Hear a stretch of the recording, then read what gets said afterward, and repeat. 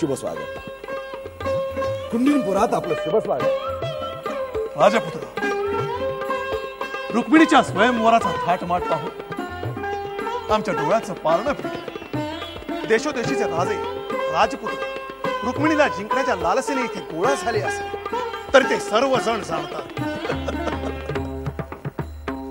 रुक्मिणीचा विवाह फक्त शिशुपाला बरोबरच होऊ शकतो. रुक्मिणी तुझ्या घरात वरमाला घालण्याच्या क्षणाची मी आतुरतेने वाट पाहतो. तो क्षण फार दूर नाही. पण मित्रा, त्या दुष्ट पातकी विश्वासघातकी कृष्णावर तुझं लक्ष आहे. त्याच्यावर विश्वास ठेवू नकोस. तो केव्हाही कधीही कपटनाट्य खेळण्यात पारंगत आहे. महाराज शिशुपाल आणि जरासंधाच्या सेनेला पाहून कुंडीनपुरात येण्याचं साहस तो गवळ्याचा पोर करेल असं वाटत नाही. आणि त्यातूनही त्यांना साहस पोचणार नाही. एकदा हा विवाह सोहळा पार पडला, त्या कृष्णाला पराभूत करण्यासाठी माझी सेना आतुरलेली आहे. मित्र शिशुपाला आता अधिक वेळ घेत नाही. स्वयंवराला आलेल्या पाहुण्यांचं स्वागताला जायला हवं. मला अनुमती हवी. अवश्य अवश्य.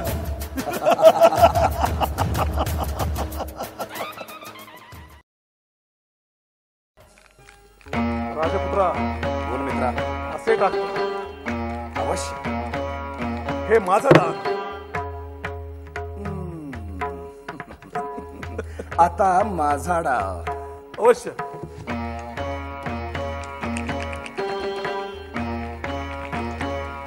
हे माझं डाव. जितम जितम जितम. महाराजांचा विषय असेल. काही वार्ता? हो महाराज, अतिशय लांछनास्पद घटना घडली. लांछनास्पद? काय वार्ता घडली ते कथन करशील? महाराज, रुक्मिणी देवी दुर्गा देवींच्या मंदिरात गेल्या असत्या त्या कृष्णानं त्यांचं अपहरण केलं. काय? कृष्णानं रुक्मिणीचं अपहरण केलं? नाही, मी हे कदापि सहन करू शकत नाही. शिशुपाला, सैन्याला आदेश दे. कृष्णाचा सर्वनाश करण्याची वेळ आली. कृष्णाच्या आयुष्याचा हा अंतिम दिवस असेल. अंतिम.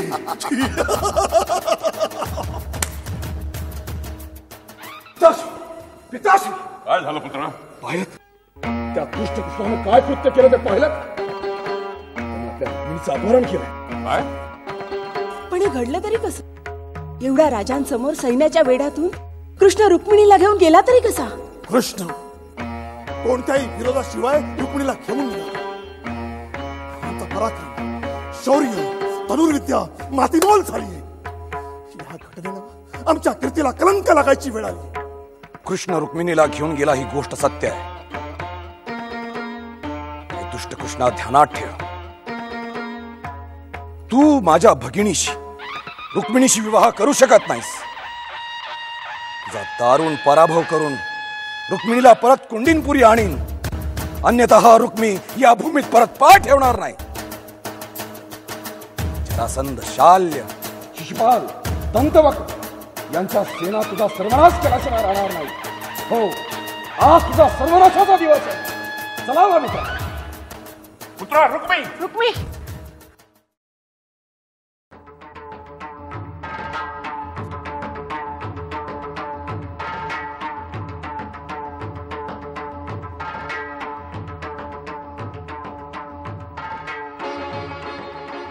मुकुंदा, दादा आणि शिशुपालाचे सैन्य आपला पाठलाग करतायत. आपल्यावर बाणांचा वर्षाव करतायत. रुक्मिणी, माझ्या सामर्थ्यावर तुझा विश्वास आहे ना?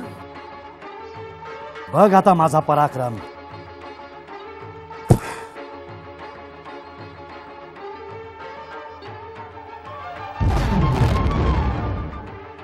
अरे ये दोष कलंका श्रीकृष्ण. अरे पळतोयस कुठं? माझ्याशी युद्ध कर. हा घे प्राणघातक बाण.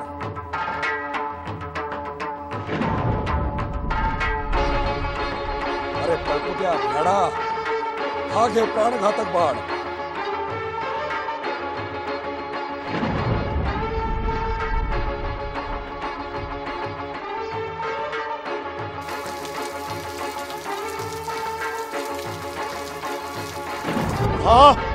हा माझा बाण घेईल तुझा प्राण.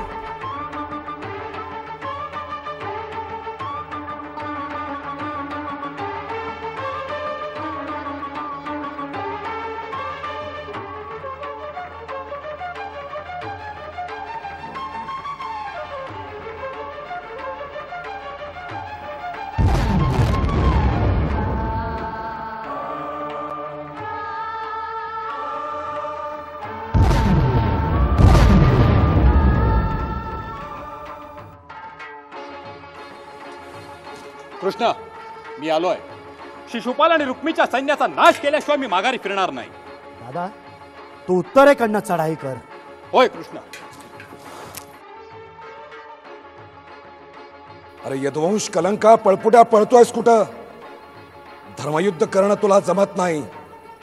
आता माझ्याशी गाठ आहे. थांब, तुला माझ्या बाणांच्या वर्षावानी भुईसपाट करतो.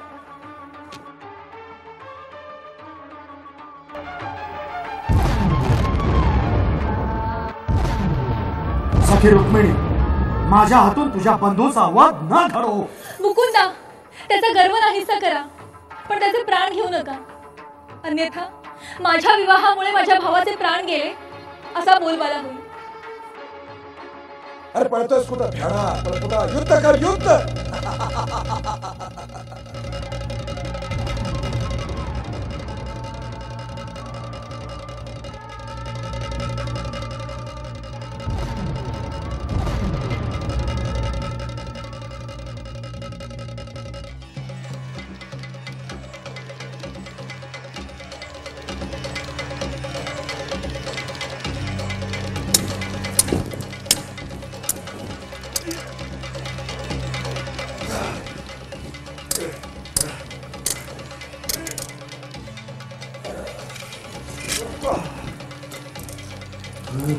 श्रीकृष्ण, माझ्या भावाला मारू नका. श्रीकृष्ण, मी तुमच्या पाया पडते, तर नका मारू.